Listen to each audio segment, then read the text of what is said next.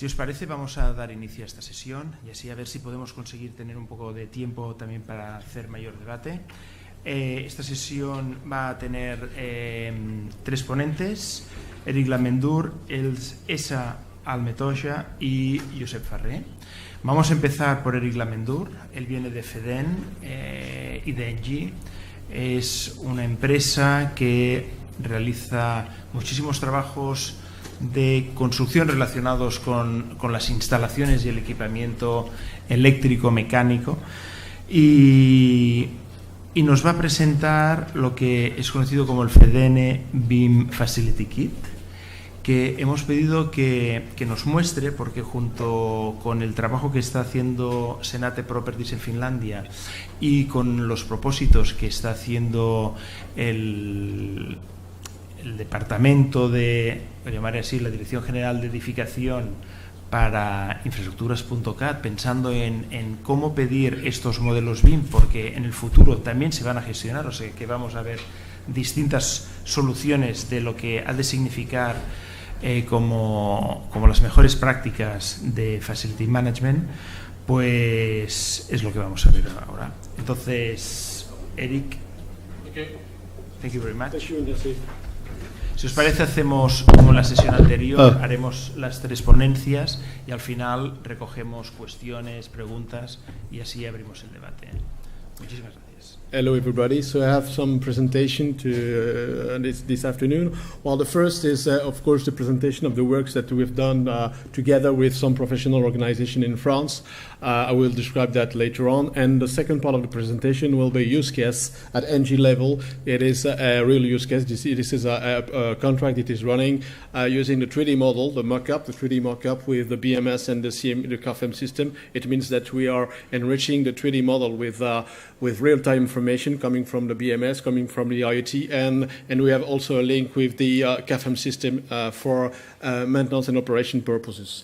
So I am, of course, part of the FEDEN, which is the professional organization for energy efficiency, energy service company, including FM. But I'm also, so I work also with Permit at Media Construct, because the works that I will present to you are now with Media Construct in order to enrich the work that we have done.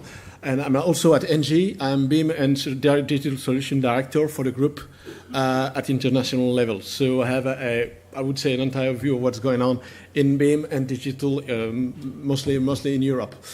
So first, I will do this little presentation about BIM in operation. What was the purpose of our collaboration? So a year ago, together with the Syntec Engineering. Syntec Engineering is the professional organization of the engineering company in France, and the FEDEN is the energy service company in France, including FM. CPMI is the FM professional organization company in France. So we decided to go for a common thing in common works, how to improve and what do we have to say to the upstream actors of the construction sector in order to improve the use of data during the entire life cycle of the building. Because as I want to remind to you that 50, let's say up to 80% of the cost of a building is or stand for or are on the operation phase, and that we have to deal with data that are coming in the 3D model during 40 years. So we said that it is a great opportunity to work together. So with as the BIM, the open BIM philosophy, we apply to us the open BIM philosophy, collaboration, transparency, and interoperability. So all together, different companies we work together and we produce this document, which is now available for every customer. So now we are very proud of it because it is used in real time, in real life, and it is used for tenders. It is used as an appendix. For instance, it's not a rules, it's recommendations, it's a guide. And it's open to everybody, and then it means that every stakeholders in France are able to enrich it and to comment and to put some other items on it. So I will have a 5 minutes presentation about what it is. So we thought at that time a year ago that our industry, which means service industry, energy service industry, FM industries, and engineering industry, was that to implement BIM in operation, it could be a huge opportunity for landlord, project manager, asset manager, real estate and portfolio manager. And what was beyond? It was what we tried to achieve is to help to define the needs of the real estate's upstream actors, ensure that those needs are considered from the origin of the project. The second objective was to make data transfer reliable from construction to operation. As I said, we cannot create value in operation phase if we do not have the correct data at the early stage. Eric, could you slow your rhythm? Of course, I'm sorry. I'm sorry. I'm sorry, but there is people that probably... Okay. I will do it slow. Okay, because I have a good friend in front of me who is even worse than me, Thierry. So, yeah, thank you, Ignacy. Okay, no problem. So the third benefit was, of course, to create new benefit for owners, operators, and users. And when I say new benefits, it's also a new solution in operation phase. This means create the opportunity also to create new opportunities in the real estate performance management all along the building life cycle. And we are always talking about building life cycle. This is key in our approach. And of course, the last point, which is not least, is to make the digital standing of a building a reality. Remember, some years ago, one criteria which was very important was the green code or the green aspect or the green index of a building. Today, without digital standing, the building had a problem, in terms of value, in terms of the capability to be sold, to be rent. So digital standing today stands for a very, very important index. So using BIM in operation really implies and is a great opportunity to raise the digital standing. So that was the fifth, I would say, or the five main objective. So again, our industry, I would say again, service company and engineering, said that BIM is centric. BIM is centric during the entire life cycle of a building, but it requires, as I said before, collaboration, transparency, and interoperability. Without the three keywords, you cannot achieve the value, you cannot create value, you cannot be a world champion using BIM, and BIM is nothing. So again, the centricity is very important, from design, installation, to operation, facilities management, and not least, renovation. So we strongly believe that BIM is centric, because BIM is first of all, a database which is a dynamic database which is accurate all along the life cycle of the building. So this is our philosophy. So now, the kit BIM itself. So the kit BIM in operations gives a requirement and specification for all the actors of a construction project. The three main pillars of this approach, of this document, are first, data exhaustivity and availability, creation of requirements and specification based on a kit BIM and answering to the landlord needs and to the project manager objectives. The second pillar is data compliancy, warranty of the as-built 3D model compliancy to the project manager requirements and to the reality of the construction. And the third pillar is compatibility and interoperability, organizing the commissioning, most of the time carried out by the operator, for every usage in operation and maintenance. So the kit BIM in operation describes the structured data, object, geometry, and attributes needed in operation. This is, well, okay. So this is about the philosophy. Now just few, I will open the kit BIM. Unfortunately, this kit BIM is in French because it's used in the French market. So you have to get back there. So it's poof. Okay. So this document is available It's available to every stakeholder, to every actors. It has been used many times. So the first page, you cannot read it. That's normal, but it's just a summary of the different category of equipment of the building needed in operation and the attributes. Okay, so now, for instance, I will take the HVAC. So we treated the HVAC, plumbing, electricity, facade, envelopes, all the different category of the building equipment. And for each category, we summarize the type of equipment needed, and for each equipment, the attributes needed and the planning. Guy Mark made a presentation in another, the American guy, on the LOD. It's exactly the same approach. And it's the same type of the same type of templates. So now, if I just take an example, I will take the HVAC. It's in French. So here you have the classification. We use Uniformat 2 as a classification format. We can use OmniClass, we can use Master class, but for the purpose of our works, we started with Uniformat because it is, as an operational point of view, is all about system. So this is why we started with Uniformat, but we also can switch from Uniformat to OmniClass or to Master class. So, for instance, this is all about HVAC. If I take here, it is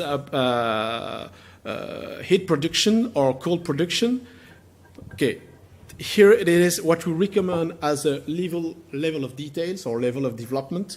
We said that from an operational point of view, between 300 and 350 is enough, and we say if you can go to 350, it's fine. We don't need 400, we don't need 500, because afterwards it's very difficult to use it with technicians, with tablets, and with so on. So we said 350 is fine. Of course, if the mock-up is designed in 500 loads, no problem, we'll use it. But we will get into trouble in order to make it, fluent and usable by technician, for instance, on field and so on and so on. So 350. The second point now is if you look at the file itself, here it is. You have, okay, this is the type of equipment that has been to be modelized. And here, for each equipment, if I take this one, it says a product, cold water or hot water production units. I click on it, and I have this the file, the sheet, okay?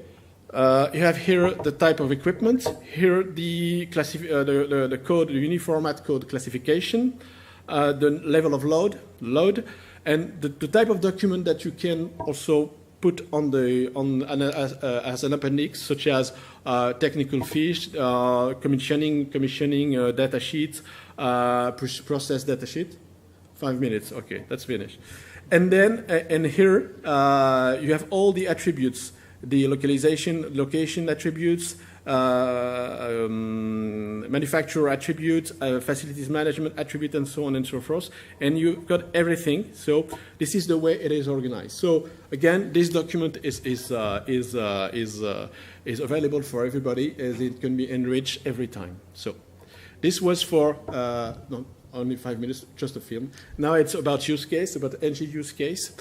I just want to, to have a look at it. This is the way the group NG is positioned on BIM.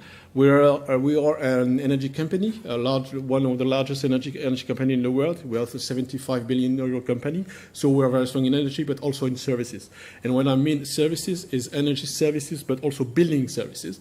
And we are quite present in different geography, in Europe, South America, North America, Asia, Middle East, and Africa, but also we have various competency from design, installation, operation, facilities management. So it means that we are coming from our core business today to the digital core business, becoming the global digital player in the building life cycle. This is our positioning. So these are some reference, what we are able to do in design and build. I have a very, very nice example here in Spain with the BBVA headquarters, which has been done, designed and installed by our NG Spain subsidiary. And now I just want to focus on that, which is operations. I will show you this project, which is the In-City Tower, which is a real project, which is running.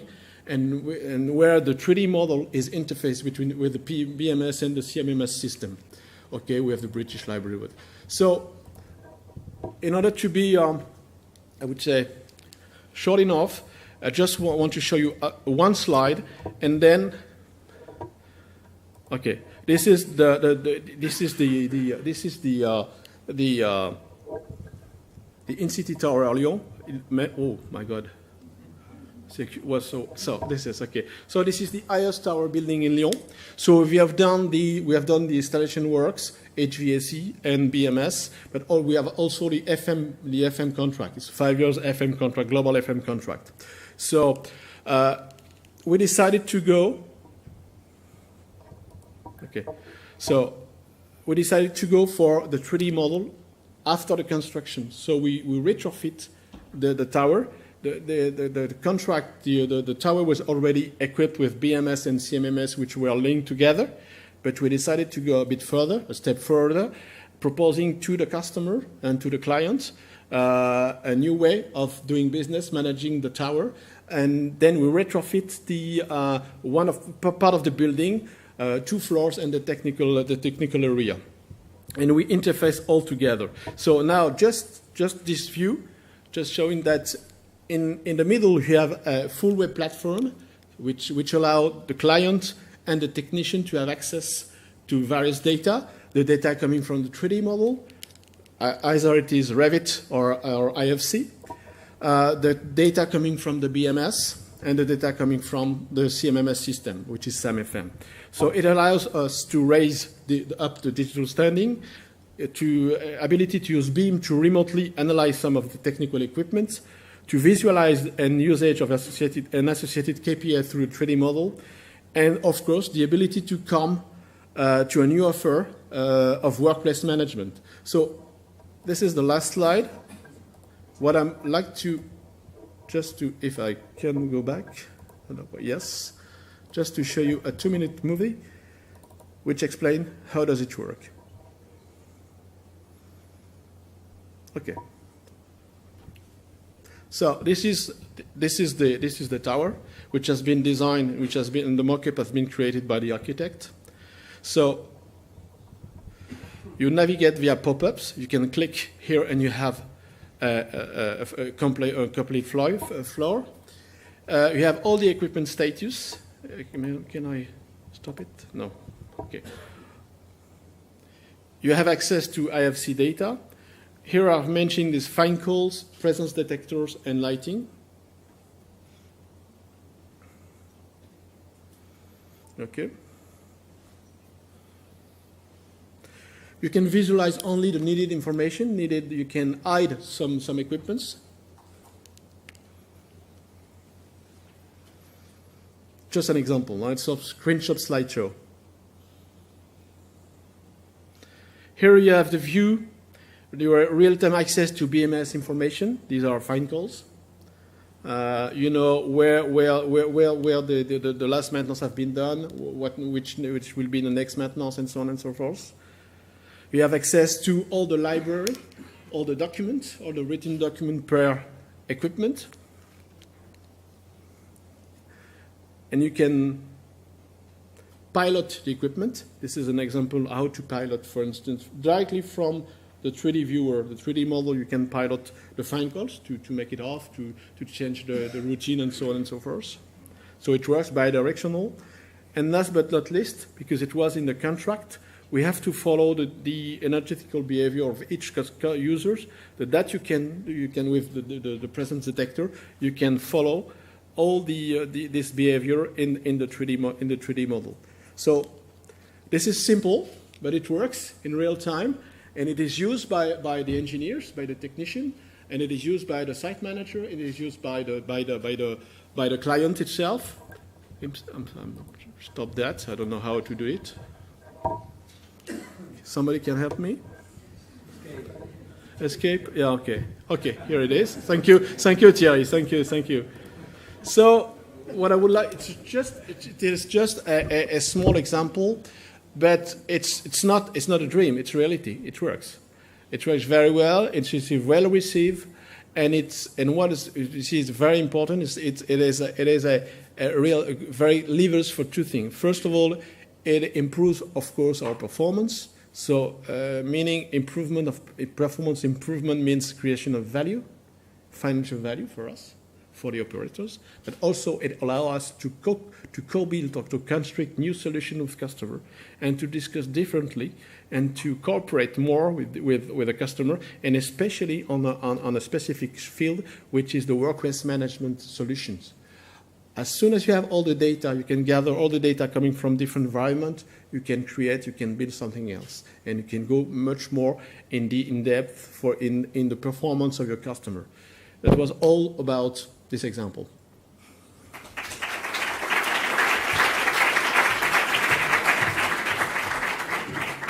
Thank you very much. Esa metolla, please. Como os he explicado antes, hace mucho tiempo, ahora como desde el inicio del European BIM Summit, nosotros teníamos muchísimo interés en conocer la experiencia finlandesa. Y habíamos tratado de poder traer a Senate Properties, que es como el modelo a seguir en el mundo del Facility Management. Porque veremos muchos de estos procesos, pero ya en marcha desde hace muchísimos años.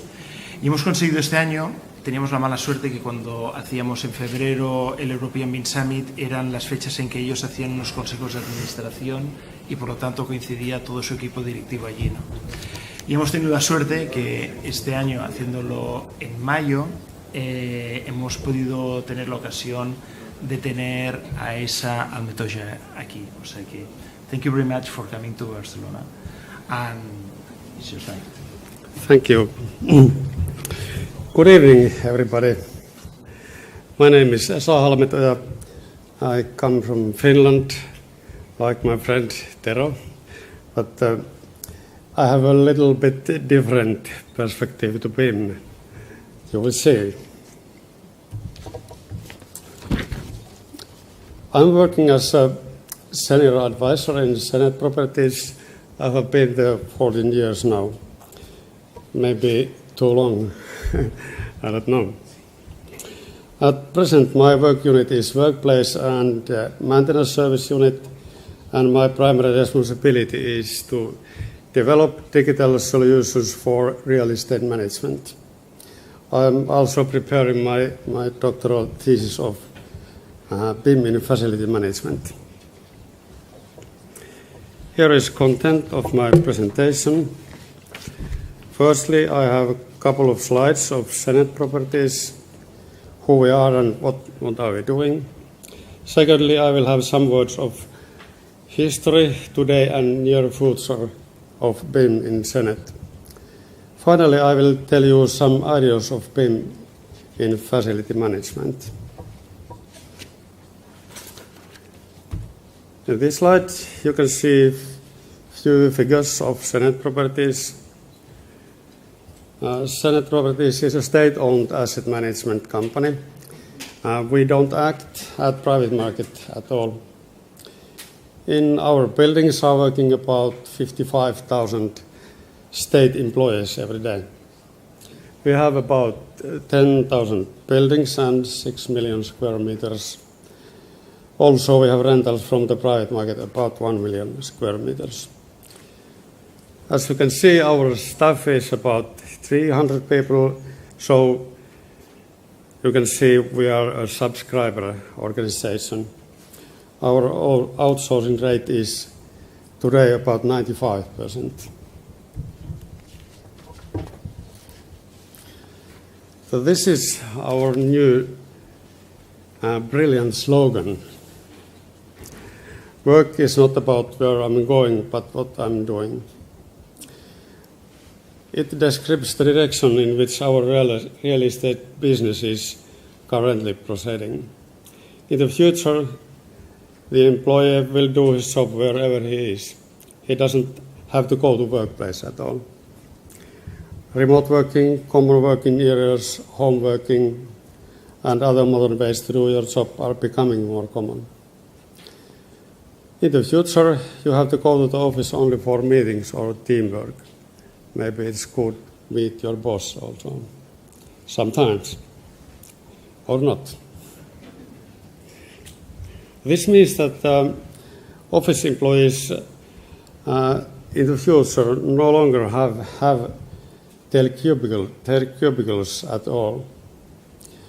Soon we all are working multipurpose offices with quiet rooms for concentration, chilling area for communication, and the conference area for meetings, and so on. That means that the buildings must become more adaptive as earlier. In this stage, the BIM will start affecting to our business. It's a good question if the state needs office buildings at all in future.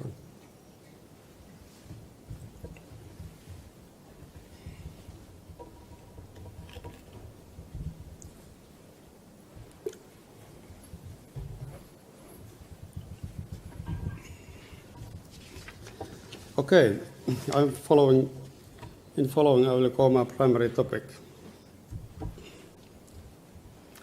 As Tero told, we have a long history with BIMs. Senate Properties began piloting 3D models in 2001 in construction projects. At first, only the architect made a model. In 2005, we published our formal requirements for all digital documents, including BIMs. And in 2007, we started demanding 3D models of all design disciplines in large construction projects. And in 2012, we integrated our directive.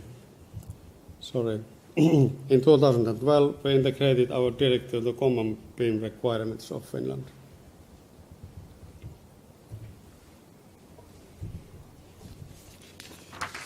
Okay, today we demand 3D modeling of all planning disciplines in the project cost is over 1 million euros. We are still not demanding modeling for small renovation projects. Our strategy has been to obtain the 3D models for a major property portfolio through construction and renovation projects. You know, it's a very slow way. We calculated that it takes 200 years. So, because projects are so small nowadays. Currently, we have dozens of 3D models in digital repositories. We don't update our instructions anymore, but we have outsourced the technical developing to Building Smart Finland. Also, we have a close cooperation with EU BIM Task Group. Nowadays, we are primarily using our BIMs just as a base of new renovating projects. The last one is important.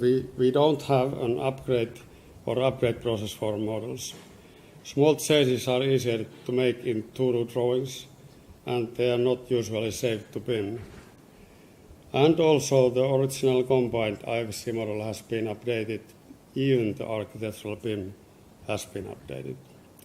This leads to unequal digital material that is partially unusable. Doing something to do with this problem is necessary. To the right, you can see how we are using BIM in our construction projects. The orange part of the circle describes the use of BIM. In the beginning, in the project, we are using BIM at all. Before the design process starts. And as like Tero said, the construction project utilizes BIM models all the time. And then when the building is completed and go to the use and maintenance stage, we don't use BIM anymore. We are currently developing processes for BIM utilization during maintenance. I will present my ideas at the end of my performance. Here you can see our teams for 2017 and 2018. Firstly, we are piloting with our BIM partners how can we ensure that existing IFCs are usable on time and available in the network. Secondly, we are starting to implement 3D models for existing buildings without construction or renovating projects. This is necessary because nowadays the most of our projects are small, but they change the building anyway and the BIM on the same time. So we have fully renovated buildings which does not have 3D model at all. Thirdly, we will pilot BIM cloud service. We believe that BIM cloud server could solve many problems in relation to availability of models.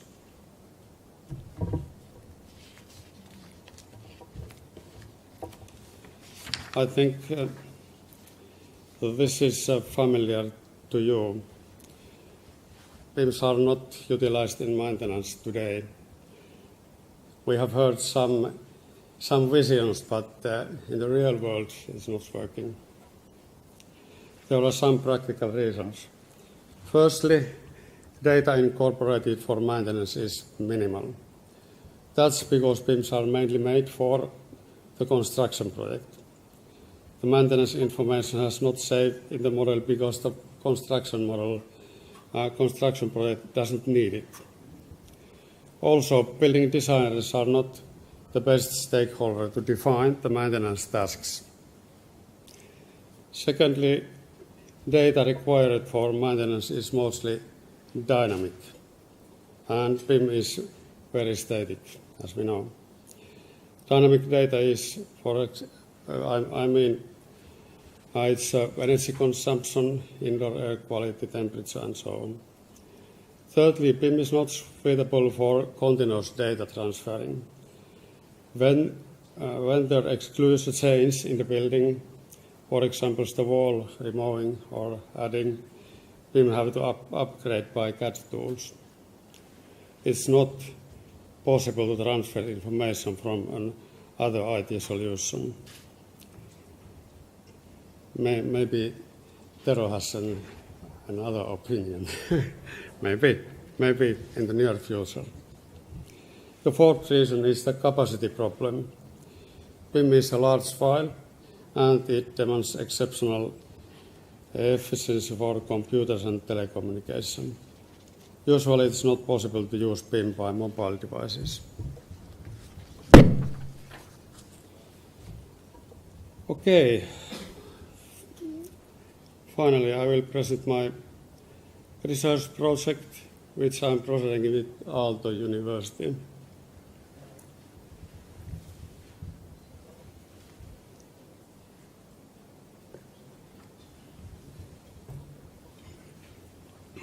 Our targets are here.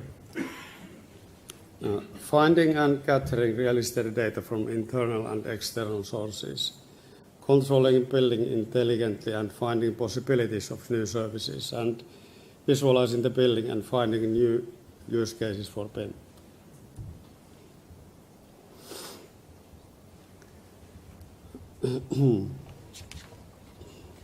I suppose that the phases of modeling are familiar to you, from as required model to as mandate model. We have developed two models more, maintenance model and conditions model. On the left side of the slide, you can see stages of building lifespan. The construction stage ends when the building completes and the maintenance and use stage starts. These two new models are intended to maintenance and use. And the bottom of the slide, you can see some processes which are using these new models. Property services can get many benefits of maintenance model and some of the conditions model. Workplace services can get many benefits of conditions model and some of the maintenance model. and broadly users can get all their benefits of conditions model. On the next slides, I will tell you what these models really are. The maintenance model is an semantic model which has enriched by the operational information. It makes visible the hidden objects, visualize equipment location, and enable the navigation. It observes different areas and building service systems areas of effect. It helps the designing of user modifications, wire and pipe routes, and logging and access control. It helps to prepare for service operations, such as find proper tools, stands, and spare parts beforehand. It enables simulating energy consumption and indoor climate, fire events and rescue operations, and it helps to orientate for safety norms and evacuation. I think this is maybe the most interesting model. The conditions model is a virtual version of the building, which combines external and internal dynamic data and presents it in common visual interface. It visualizes indoor conditions, service requests, equipment status, energy consumption, and door locking. It helps to analyze HVAC settings as well as reasons and consequences of deviations. It helps to identify reasons of user complements and energy consumption change. It locates persons at work and at rescue events, portable equipment, and free workplaces. Okay, 2 slides left. I want to emphasize this is my vision of visualization, and it means it's in the same time it's my vision of conditions model. The conditions model has many use cases as users. So we have to ask who should be responsible to creating stakeholders visualization. The planning group creates IFCs from which has created the maintenance model. The maintenance model has recorded to the database component by component, detail by detail, bit by bit. By this interface between maintenance model and database, we have to define our security demands, because in our operational environment, everything in our buildings is not public. We have army buildings, police buildings, prisons, and so on. Everything can't be public. Also, to this same database has recorded all necessary information from external sources, such as energy management, digital service manual, financial management, building automation, IoT, and so on. And this is important. Every external data or value has connected to certain IFC component. That means that,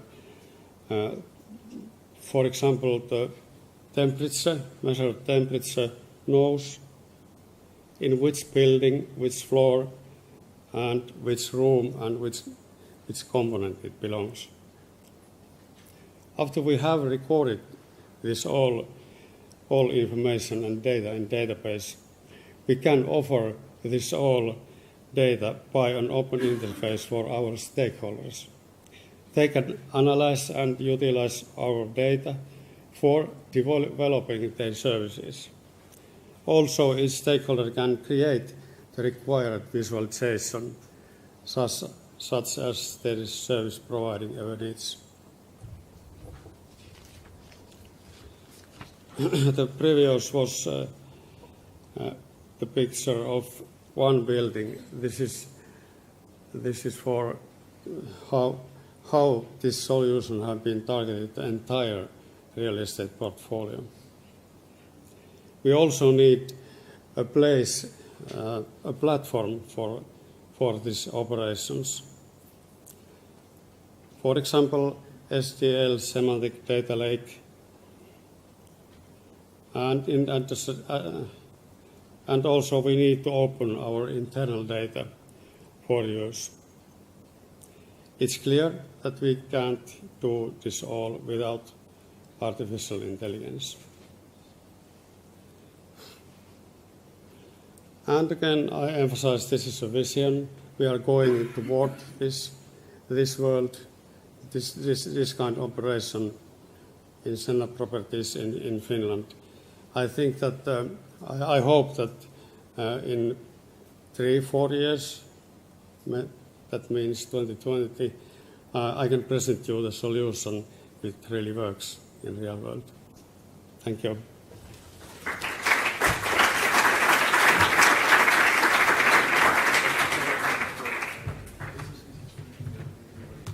Y ahora damos paso a la última presentación. Será de Josep Ferrer y nos va a presentar una nueva publicación en primicia. Josep Ferrer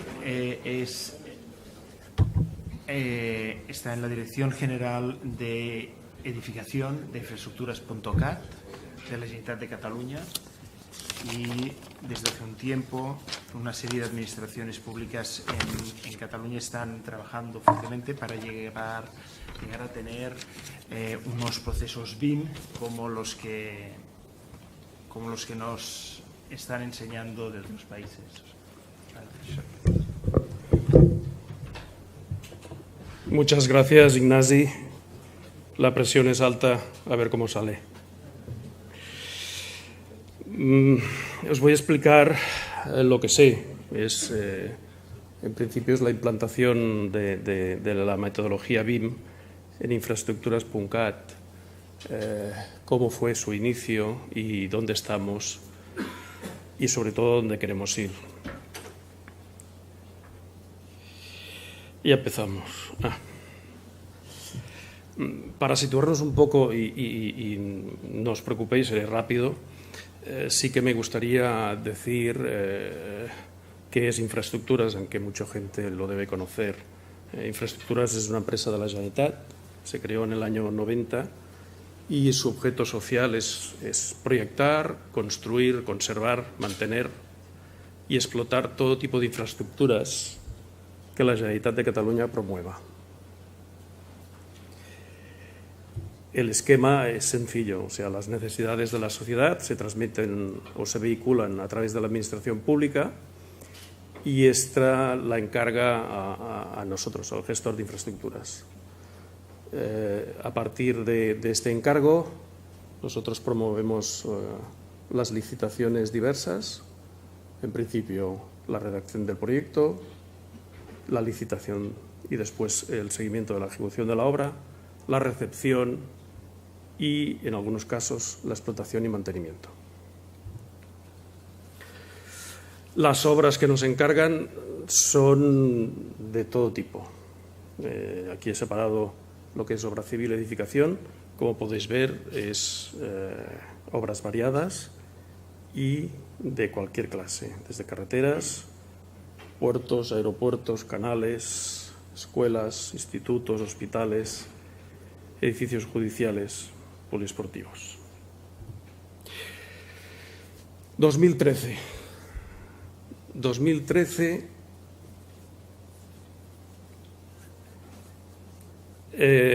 se me encargó que iniciáramos la primera prueba piloto de la implantación BIM. Normalmente en una estructura los encargos ya sabéis cómo vienen, de arriba abajo. 2013 recibí esta llamada y con algún conocimiento que ya teníamos, porque ya se empezaba a hablar, dijimos vamos a probarlo. y creo que fue una decisión acertada. La primera prueba piloto es el famoso Instituto Lluís Recasens, que aparece en todas las charlas, y es un instituto que se proyectó el año 2014, se construyó en el 15 y en el 16 se entregó y está en funcionamiento. El proyecto fue un éxito desde el primer día. En términos de redacción, incluso fue más rápido que un proyecto tradicional. Nuestro modelo de trabajo en infraestructuras hoy en día es la coordinación de las disciplinas. Antes os he enseñado lo que sería estructura, instalaciones y, por último, aglutinado todo con arquitectura. Esto sería el instituto acabado. El modelo lo hicimos antes. Aquí me han hecho ver el amigo Romá, que me ha ayudado a preparar la presentación. Una de las características del modelo es, si está bien implantado, evidentemente, es la posibilidad de variar la incidencia de la luz solar sobre el equipamiento. A partir de la fecha y la hora de la foto, introducimos estos datos en el modelo. Y si os fijáis en la sombra del testero, vemos que la sombra coincide perfectamente con la fotografía. Las lamas no, porque las lamas no se pueden mover, pero bueno, ya lo hemos modificado esto. 67. Hemos dicho de que en las estructuras la orden viene de arriba y se cumple. El 67 es la respuesta a lo que vimos en la prueba piloto. No esperamos acabarla cuando desde abajo decidimos de que nosotros queríamos trabajar en BIM. Lo vimos solo con una prueba piloto y no nos hemos equivocado. 67 es el número de proyectos que se han redactado desde el año 2014 hasta hoy.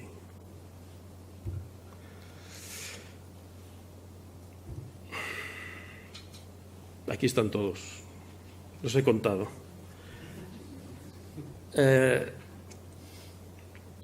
¿Cómo lo hemos hecho?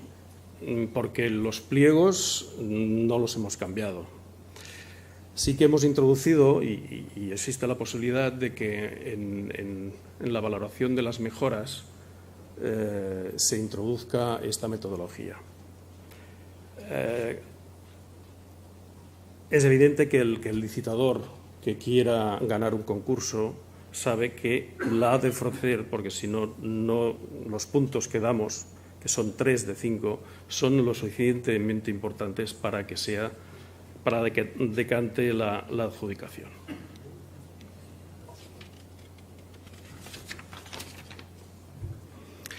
Os voy a enseñar no os voy a enseñar la 67, está de más, pero sí que una muestra de lo que se ha hecho y se está haciendo. Muchos casos, y esto es un buen indicador de cómo está el sector. De estos 67 proyectos, la mayoría ya son obras. Como os he dicho antes, trabajamos nuestros clientes son los departamentos de la Generalitat, en este caso sería Salud, con la incidencia y la problemática que tenemos con las instalaciones. El BIM nos ha solucionado muchísimo la comprensión y la ubicación de estas instalaciones antes de ejecutarlas. Aquí tenéis un ejemplo. Esto es una escuela, imaginaros un hospital, bueno, ya lo veréis también. Este es el hospital de Viladecans, un hospital que el proyecto ya está aprobado y que en breve tiempo va a salir a licitación. Este es el mismo hospital con la superposición de las instalaciones dentro del edificio que sería de rehabilitación, que es el pequeño de allá, con la obra nueva. No hace falta decir nada más. La gente que trabajamos y conocemos estos proyectos formamos parte ya de un apostolado, el apostolado BIM. Y yo me induje en esto a partir sobre todo de proyectos de instalaciones. Proyectos de instalaciones en construcción no estamos acostumbrados a esta resolución y a este detalle de solución. Es evidente que en el proyecto, simulando las instalaciones con sus verdaderas magnitudes, puedes prever los problemas que te vas a encontrar en la obra. Y esto, evidentemente, se ha de notar en el costo final. No son todo edificios. También tenemos obras lineales o estaciones o intercambiadores.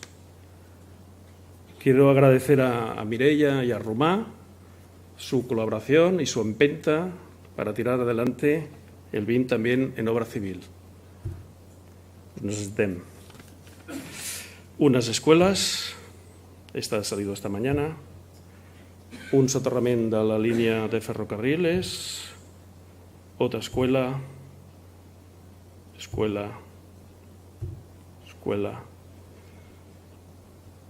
un institut.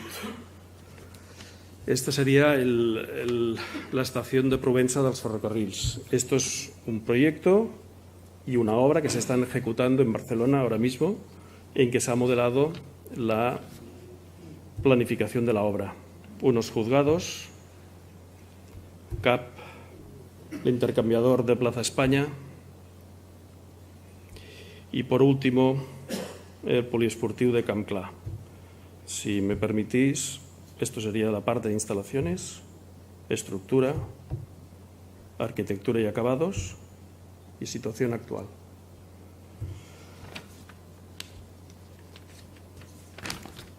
Estos 67 proyectos, suerte que han sido 67, imaginaros dos más,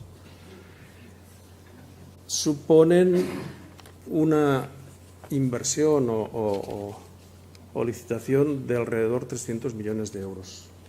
Por eso os digo que más que BIM es un indicador del sector. Parece ser que definitivamente se ha dado el salto o la variación de indicación. ¿Por qué estamos implementando BIM? Porque tenemos unos mejores resultados en los proyectos. Y esto lo hemos vivido y lo hemos palpado. Tenemos una mejor comunicación, una mejor compresión, mejor certeza, menor riesgo, reducción de las demoras. En definitiva, una mejor información para construir mejores edificios más rápido y sin desperdiciarlos. Todas estas pruebas, aparte del voluntarismo de los técnicos que han participado en ellas, ha habido una definición.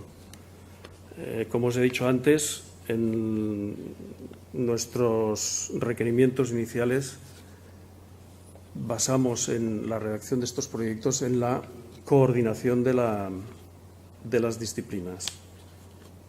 Sabemos que es poco, que hay mucho más, que el BIM nos puede dar mucho más, pero este poco es muchísimo más de lo que teníamos hasta ahora con proyectos tradicionales.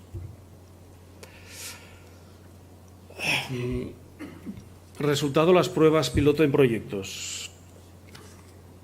Incidir en lo que os he comentado. Vemos el modelo como un objeto real, lo podemos girar, lo podemos mover, podemos hacer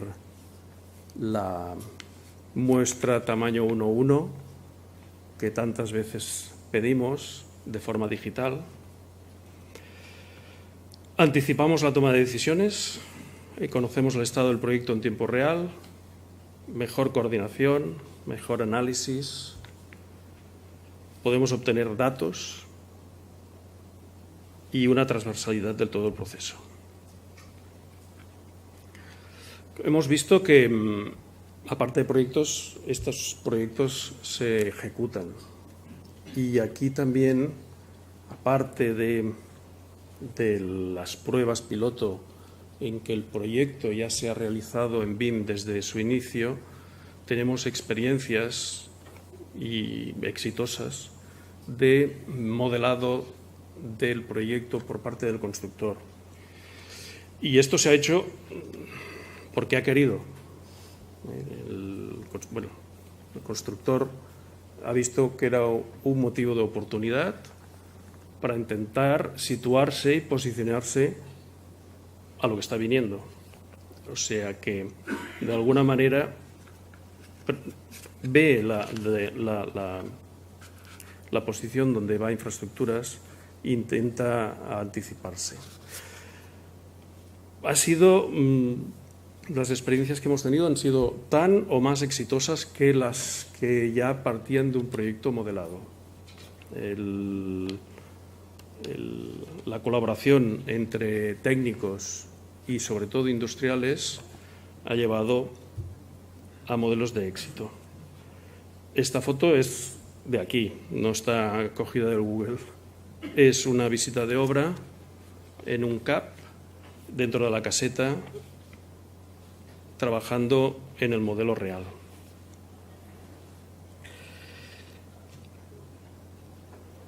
Es importante reflexionar también ahora, cuando ya llevamos 67 proyectos, aquí estamos en el 17, tenemos ya un gran bagaje, conocemos lo que el sector nos puede dar, pero también no queremos estancarnos. La mejora en la redacción del proyecto o en la adjudicación del proyecto como mejora también nos ha hecho ver y destacar que en algunos casos el proyecto se modelaba una vez hecho. No es nuestro objetivo. Nosotros no queremos el BIM para hacer planos. Nosotros el BIM lo queremos para construir. Y el BIM lo que ha de ser es la maqueta virtual del edificio. Por eso llegamos a la famosa guía, que bueno, ahí está.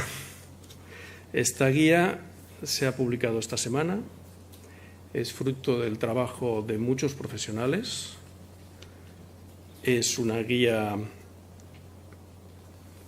ambiciosa, firme y fuerte, y que indica dónde queremos ir, con ayuda de todos, evidentemente.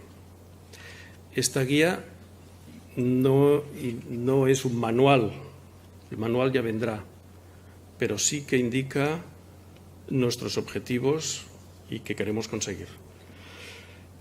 No es una guía cerrada, no la veáis como la Biblia, que no es intocable. Todo el día se está hablando de trabajo colaborativo. La guía también será un trabajo colaborativo.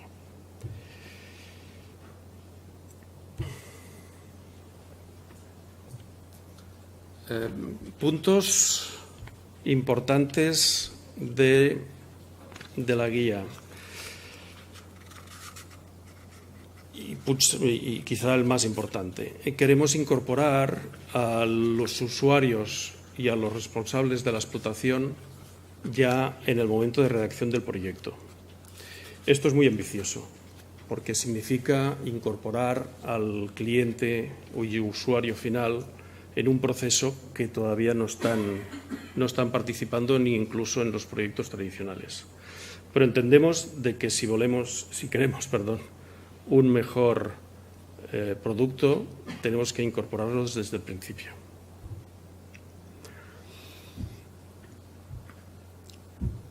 Esto es lo que os he dicho antes.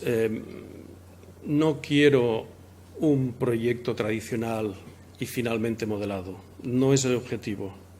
Queremos trabajar en el modelo desde el inicio.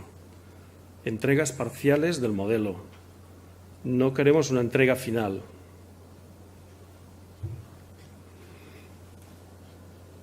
Bueno, la guía también habla de establecer unas áreas de trabajo que facilitará la implementación de los entornos tecnológicos. Esto nos obligará a todos.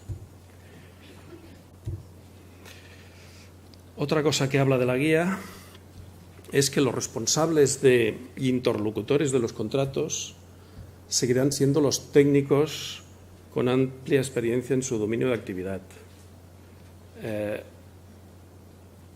Evidentemente, no queremos dejar a nadie fuera, pero en una fase inicial estos técnicos competentes tendrán ayuda de técnicos que sepan BIM, pero lo que no podemos es esperar ni solucionar los proyectos con un especialista BIM. Tenemos que trabajar con el técnico, autor y redactor del proyecto.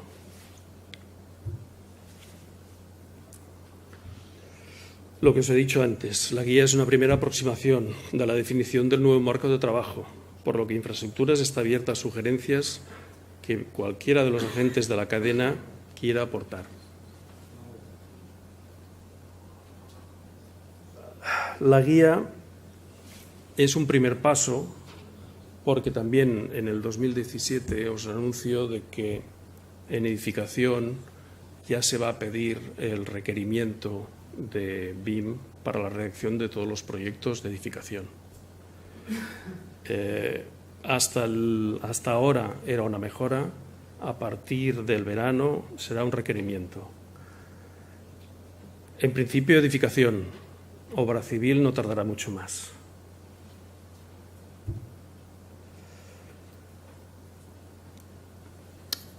La guía impulsa la utilización de una estructuración de información basada en una clasificación de objetos.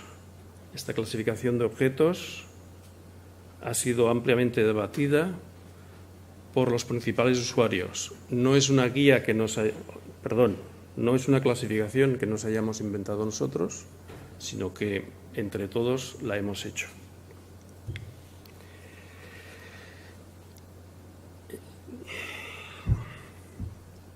Está el famoso debate de los entregables. Es un tema que tenemos que solucionar y supongo que la comisión interdepartamental es un tema que tendría que afrontar. No creo que es conveniente hacer trabajar a los técnicos y con dos modelos de entregable, el proyecto tradicional y el modelo.